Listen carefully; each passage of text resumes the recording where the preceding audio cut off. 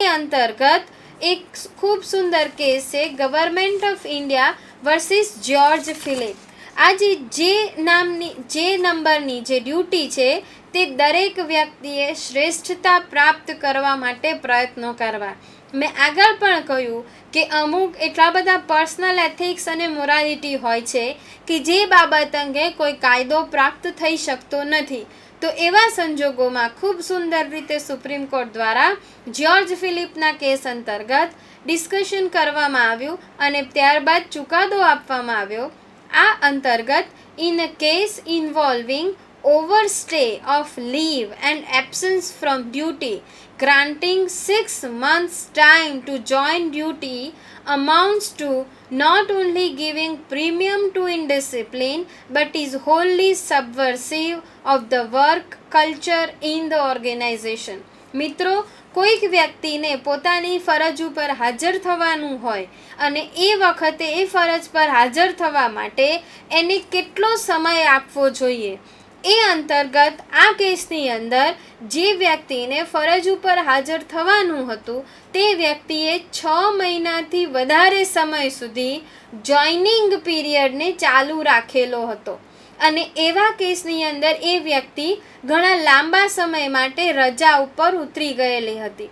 તો આ કેસની અંદર જે દરેક વ્યક્તિની પોતાની ફરજ અદા કરવાની મૂળભૂત ફરજ છે, whenever state call it is the duty of citizen to render his services, આ સર્વિસ કે આ ડ્યુટી અંતર્ગત આટલા બધા લાંબા સમય સુધી પોતાની ઓફિસને જોઈન નહીં કરીને અથવા તો 6 મહિનાથી વધારે સમય માટે રજા પર ઉતરી જઈને પોતાની ફરજમાંથી મુક્તિ મેળવવી અને જો આ બાબતને અદાલત દ્વારા માન્યતા આપવામાં આવશે તો એને એક ડ્યુટીમાંથી એસ્કેપ થવા માટેનું પ્રીમિયમ ગણવામાં આવેલું હતું કે વ્યક્તિને જો પોતાની ફરજમાંથી છૂટવું હશે તો આ એક પ્રકારનું એને પ્રીમિયમ મળી જશે।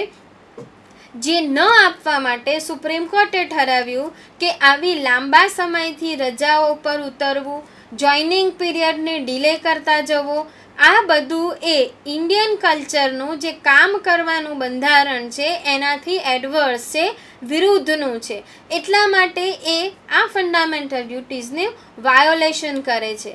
Article 51 capital A J of the Constitution lays down that it shall be the duty of every citizen to strive towards excellence in all spheres of individual and collective activity so that the nation constantly rises to higher levels of endeavours and achievement। જો વ્યક્તિ પોતાની ફરજમાંથી છટકીને રજાઓ ઉપર જતા રહે કે પોતાની ફરજમાંથી મુક્તિ મેળવવા માટે કોઈપણ પ્રકારના બહાના કાઢતા રહે તો એ સંજોગોની અંદર એ વ્યક્તિ સારામાં સારી પ્રગતિ કેવી રીતે કરી શકશે? એટલા માટે થઈને this cannot be achieved unless the employees maintain discipline and devotion to duty। આવી પ્રગતિ, રાષ્ટ્રની પ્રગતિ અને વ્યક્તિની પ્રગતિ ત્યારે જ શક્ય બને જ્યારે તે વ્યક્તિ શિસ્તબદ્ધ રીતે પોતાની ફરજને અદા કરે। આગળ, court should not pass such orders which instead of achieving the underlying spirit and objects of Part 4A of the Constitution has the tendency to negate or destroy the same। અદાલતોએ એવા પણ હુકમો ન કરવા જોઈએ કે જેથી કરીને જે પાર્ટ 4 કેપિટલ A એટલે કે મૂળભૂત ફરજોનો જે ભાગ છે એનો ઉદ્દેશ સદંતર નાશ પામે અથવા તો એ ઉદ્દેશ સિદ્ધ ન થઈ શકે। આ પ્રકારથી અદાલતોએ પણ પોતાના ઓર્ડર્સ કે જજમેન્ટ કે ચુકાદાઓ પાસ કરતી વખતે as a citizen also they should think and they should render the justice towards any issue raised before ધેમ।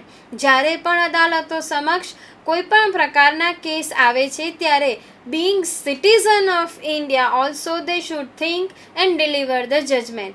ખૂબ ઝડપથી મિત્ર, ત્યારબાદની પણ હું ડ્યુટી આપની સમક્ષ મૂકવા માગું છું કે જે ડ્યુટી 2002માં ઉમેરવામાં આવેલી હતી એઝ આર્ટિકલ 21A અને સાથે સાથે મૂળભૂત ફરજના ભાગરૂપે article 51 capital A clause K, આ જે ડ્યુટી છે એ અંતર્ગત શિક્ષણનો મૂળભૂત અધિકાર article 21 capital A of part 3 ઉમેરવામાં આવ્યો.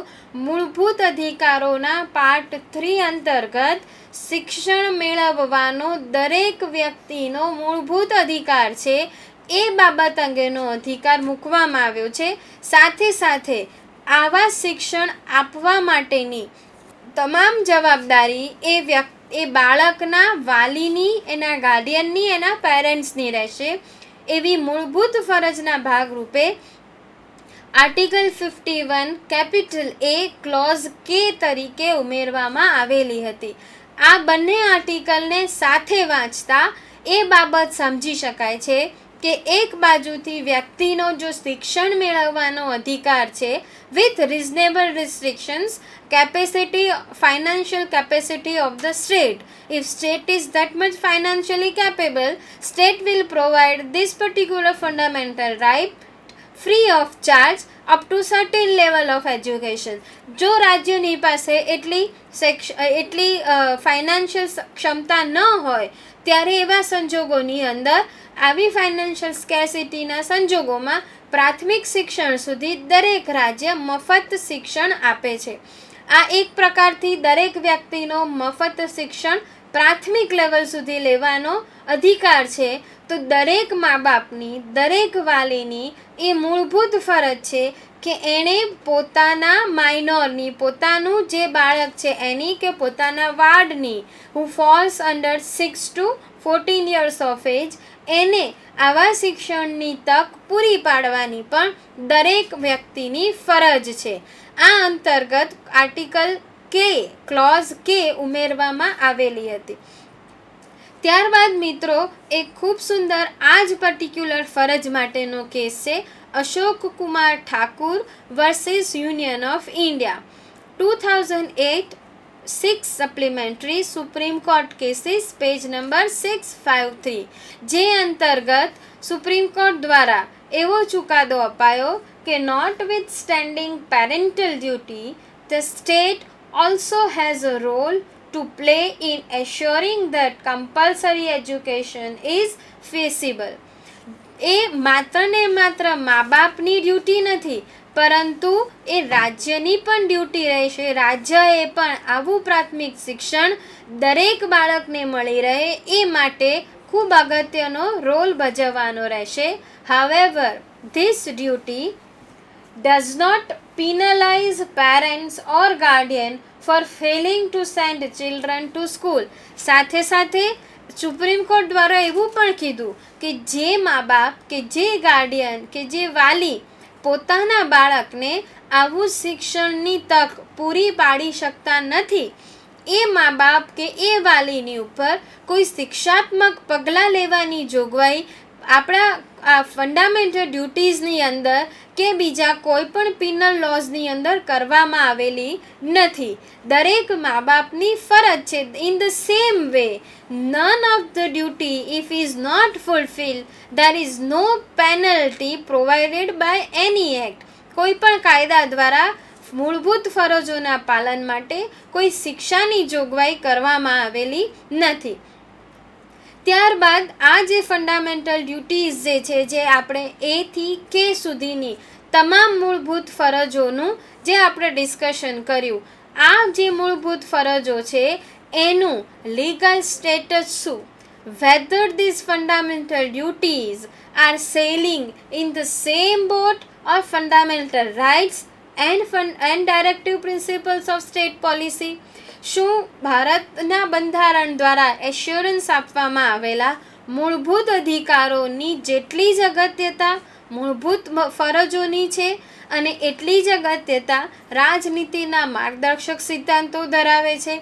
જેમ માર્ગદર્શક સિદ્ધાંતો 48 કેપિટલ A એને ઇમ્પોઝ કરવા માટે થઈને આપણી પાસે વિવિધ પ્રકારના પર્યાવરણીય કાયદા છે, આવી જ રીતે શું ફંડામેન્ટલ ડ્યુટીઝને પણ એપ્લાય કરવા માટે ભારતની અંદર કાયદા આવી શકે છે. આ ઉપરાંત એક ખૂબ સુંદર જે ક્લોઝ A છે એ અંતર્ગત રાષ્ટ્રનો જે વારસો છે, બંધારણીયતા જે માન્યતા આપવાની છે બંધારણને, તે ઉપરાંત રાષ્ટ્રનું જે ગીત છે, રાષ્ટ્રનો ધ્વજ છે, રાષ્ટ્રનું જે મુદ્રા છે, આ તમામ વસ્તુઓનું જે આપણે રિસ્પેક્ટ જાળવવાનું છે, એ રિસ્પેક્ટ જાળવવા માટે આપણી પાસે જે કાયદો છે, એ કાયદા અંતર્ગત પણ દરેક વ્યક્તિએ પાલન તો કરવાનું જ છે. પરંતુ પ્રસ્તુત કેસ નવીન જિંદાલના કેસની અંદર જે બાબત મુખ્ય હતી કે શું કોઈ પણ ભારતનો નાગરિક પોતે રાષ્ટ્રધ્વજ ન ફરકાવી શકે? આ કેસ સૌપ્રથમ આવો ઇસ્યુ સૌપ્રથમ 2004માં રેઝ કરવામાં આવ્યો બાય ધીસ મિસ્ટર નવીન જિંદાલ. અને આ કાનૂની ચળવળના ભાગરૂપે મિત્રો આજે આપણે બધા જ આપણી કોઈ પણ ઘર ઉપર, કોઈ પણ બિલ્ડિંગ ઉપર વિથ ડ્યુ રિસ્પેક્ટ કોઈ પણ પ્રકારનું અપમાન ન થાય તે જોઈને આપણે તમામ વ્યક્તિઓ આપણા કોઈ પણ મકાન કે બિલ્ડિંગ ઉપર રાષ્ટ્રધ્વજ ફરકાવી શકીએ છીએ. આ લિબર્ટી આપણને આ કેસ દ્વારા સુપ્રીમ કોર્ટ દ્વારા માન્યતા આપવામાં આવેલી છે, જે અંતર્ગત દરેક વ્યક્તિને પૂરા સન્માન સાથે રાષ્ટ્રધ્વજ ફરકાવવાની દરેક વ્યક્તિને મૂળભૂત ફરજ હતી, જે અધિકારનું સ્વરૂપ પ્રાપ્ત કર્યું. આ કેસની અંદર Union of India versus Naveen Jindal AIR 2004 Supreme Court, આ કેસ અંતર્ગત સુપ્રીમ કોર્ટ દ્વારા ઠરાવવામાં આવેલું છે કે fundamental duties are implicit in the concept of fundamental rights. જેમ ફંડામેન્ટલ રાઇટ્સનો એક ખ્યાલ છે, એ જ રીતે ફંડામેન્ટલ ડ્યુટીઝનું પણ ઇમ્પ્લિકેશન કરવું જોઈએ. The former providing certain restrictions on the exercise of the letter. Fundamental duties જે છે એ એક પ્રકારનો રિસ્ટ્રિક્શન મૂકે છે, અંકુશ મૂકે છે ફંડામેન્ટલ રાઇટ્સ ઉપર. So enforceability of duties takes back seat.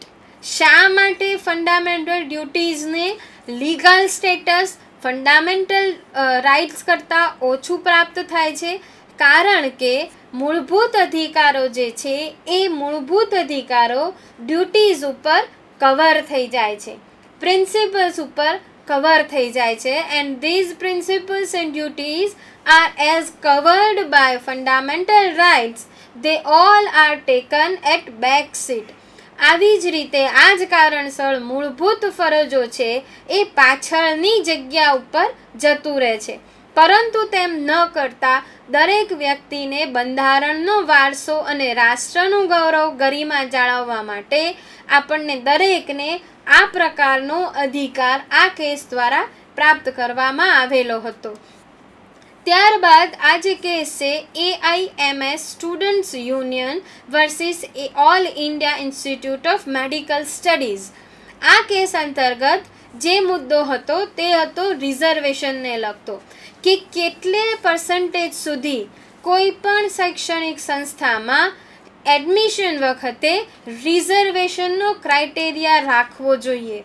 મિત્રો આ કેસ અંતર્ગત એક બાબત સ્પષ્ટ કરવામાં આવી કે reservation seats can not be exceed to more than 49%. 49% વધારે પર્સન્ટેજમાં રિઝર્વેશન સીટ્સ એજ્યુકેશનલ ઇન્સ્ટિટ્યૂટ અંતર્ગત હોઈ શકે નહીં.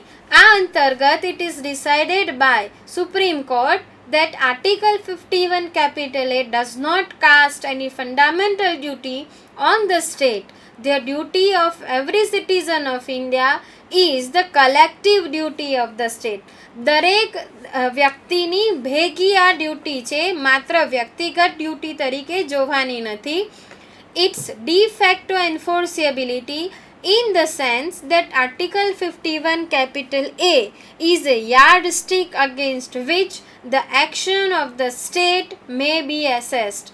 આ એક એ પ્રકારની મૂળભૂત ફરજો રહેશે કે જે અંતર્ગત રાજ્ય પોતાની ફરજો અદા કરે છે કે નહીં એ પણ ચેક કરવા માટે દરેક નાગરિકે પોતાની મૂળભૂત ફરજોનું પાલન કરવું અને બીજા પાસે કરાવવું જોઈએ.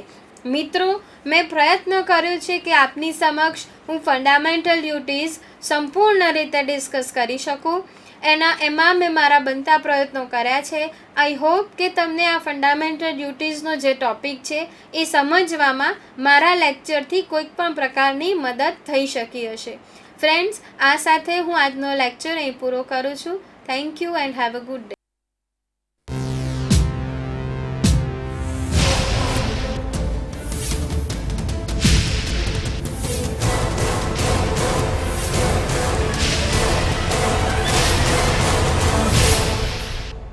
Sandhan. All Gujarat Integrated Classroom. સેટેલાઇટના માધ્યમથી જોડતી કડી એટલે સંધાન.